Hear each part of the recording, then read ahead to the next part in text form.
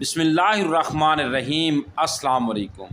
فرمان علی علیہ السلام، لوگوں کو دوبارہ زندہ کر کے اکٹھا کیا جائے گا قیامت کے دن، اس حال میں کہ وہ ننگے پاؤں، ننگے بدن اور غیر مختون ہوں گے۔ میں نے عرض کی، یا رسول اللہ صلی اللہ علیہ وآلہ وسلم، مرد اور عورتیں اکٹھے ہوں گے؟ ان میں سے بعض کو دیکھیں گے۔